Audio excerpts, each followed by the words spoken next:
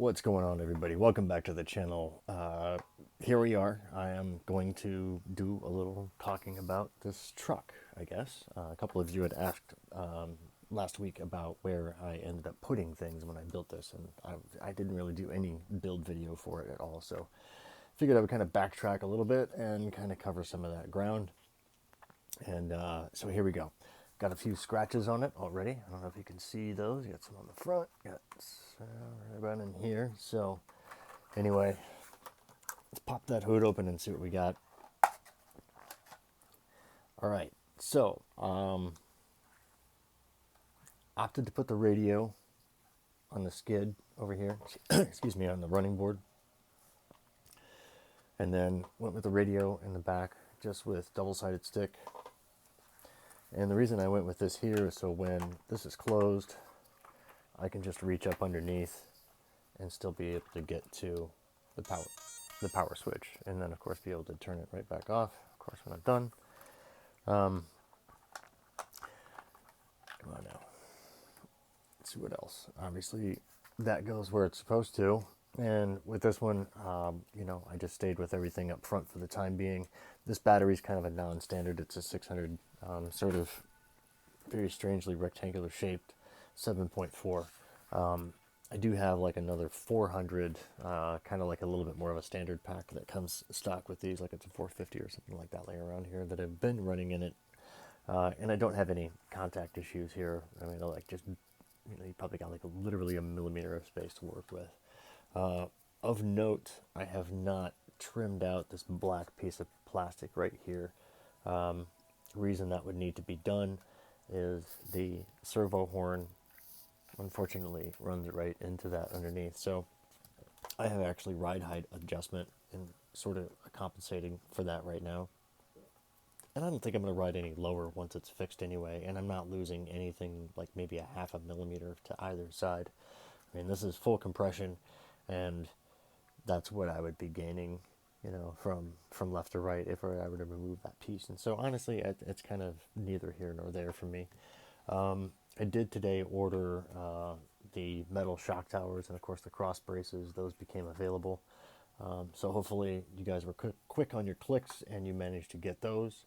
If that's something you didn't have already, I'm kind of into the whole loop now of looking at when little guy releases stuff that I can afford, of course, and kind of piece by piece adding to this thing as we go. I'm really looking forward to the metal rear hinge to become available. That's going to be great. It's a really nice piece. Hopefully that comes out sometime soon. So yeah, that's about it. I went with Charismas on this, Charisma shocks, and those are kind of a pain just because I prefer to put like the larger washer to the outside, and as well I've been using just regular like O-rings from just our standard 24 scale links on them as well. Before I go to set that on, I have also been placing another O-ring to the inside. Probably can't see it there, but it's there, and then using some Injora spacers. These are like 1 mil spacers, I believe, 1 or 1.5, I can't remember. But anyway, I spaced those off of the tower, so I obviously have plenty of freedom of movement. Another thing I did with this too, and this is something I like to do with a lot of my shocks, I don't really like to run like full, what do you call them, just like high tensile strength springs, really, really super stiff springs. That's another word I'm looking for, stiff springs. I like to run as soft as possible and then just run my preload out as much as possible. That way I kind of get the ability to be able to run fully compressed, and then right at that point where it needs a little bit of lift to kind of help it rebound out before it totally bottoms out, which it will still do, but it kind of gives you just a little bit of an organic feel right there. So something I kind of like to do on a lot of my rigs. I do that on a bunch of them. And I will use on some of the heavier stuff, I'll use like some thicker, stiffer coils to, of course, kind of obviously counteract the weight issues there. But since this is so lightweight, being a Lexan body, with not much sitting on the top, everything is really kind of down below where the top of the shock towers are. So it's not really supporting much at that point anyway, just everything is low hung. So, it's really just got to handle being able to kind of move that body around whenever it needs to.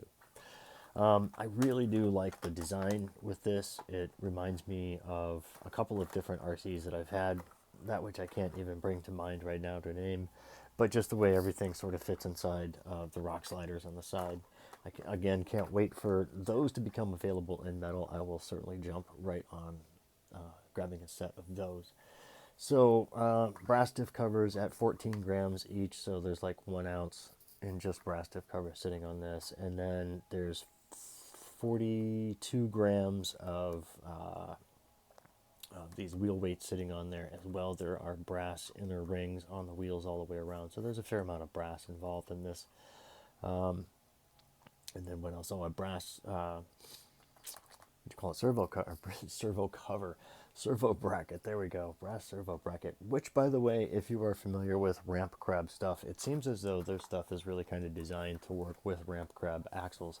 On 2 different sets of axles that I've had, I have had to now take their servo trays and drill those out before they'll have enough clearance to be able to get into the top screws of the diff covers of any of like the Trio, and these are OGRC plus 4s, and so that's 2 different brands of axles that I've had fitment issues with the with the ramp crab, and that's specifically the one that has the brackets on the side, which is a really nice looking servo tray with a ton of adjustability, but it just seems to not really interface with things as well as I had hoped. So anyway, that kind of covers the ground on that. I could spend maybe a little bit more time talking about this, but I will spare you guys all of that. There's tons of great videos out. They really do go to great lengths to make some really nice build videos at their website, which is something that if not everybody does do that, that's a great little. I didn't really go there to check anything out. I kind of just wung it, just by looking at the photos on the internet at their site, and just pieced it together that way. But if you needed sort of like kind of step-by-step actual video instruction, I do have that stuff, as well as a ton of others. So anyway, enough of the purple truck. This will get rebuilt soon. I'm not exactly sure when. All the parts are still here. You guys really seemed to like the Jeep version of this, so I'm not exactly sure what will happen there, but I might go ahead and rebuild the Panda Hobby Jeep onto this. Not 100% sure, so that's kind of laying in waiting. All the links and everything are still sitting around here, so probably going to do a few jostling around of parts and pieces here over the course of the next week, which brings me to kind of talking about this thing.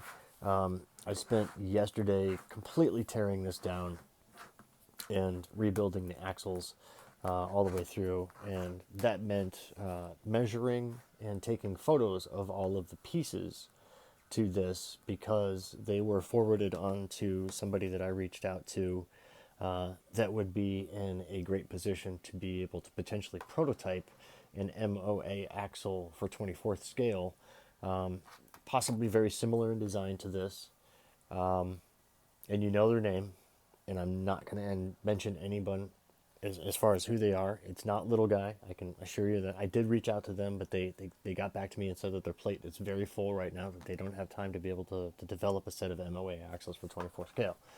But there were a few other people that I reached out to, one of which got back to me and was eager about looking into possibly developing a set of new axles for this, since it seems to be the missing link for everybody trying to get into 24 scale MOA. The Basher Rocksta axles are okay, but not exactly what everybody wants. And these quite literally are a beautiful design, but they just lack the robustness that is required for an MOA crawler.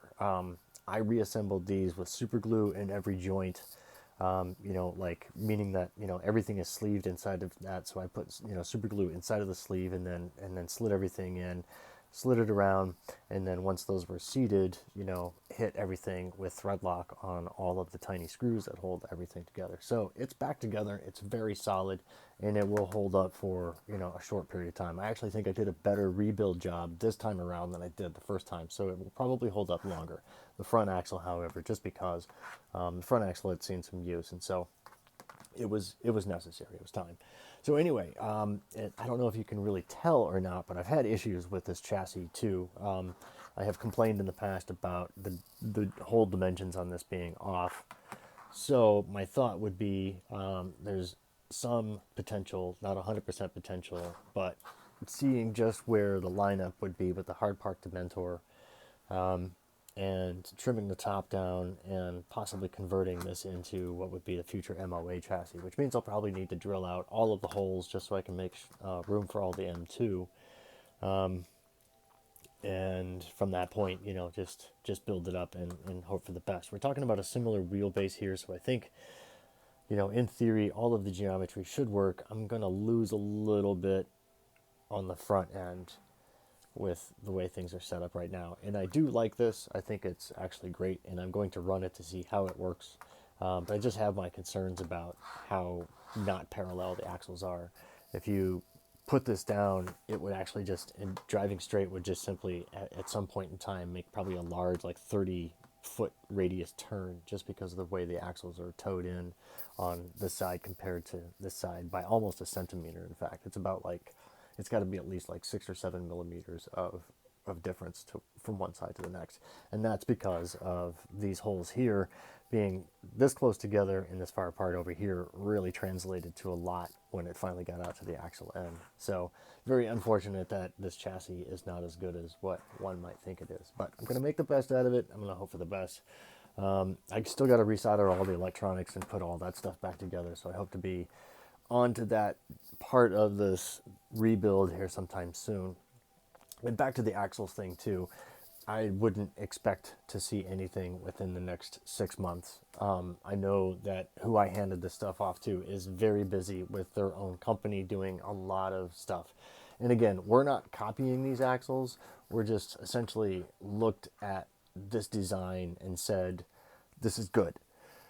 What can we do to change it or make it better, and possibly just bring something else to market that we think, maybe I think, might be a good idea, hopefully. So anyway, stay tuned on that.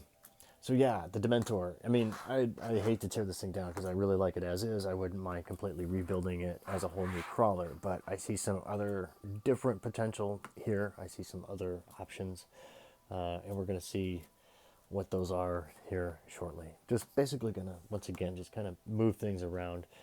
I had even just for a brief moment wondered, just what the potential would be, but it's not an MOA chassis. I couldn't do anything like that. This needs to be kind of on something very similar to what it's on right now. And so hopefully I can get things worked around.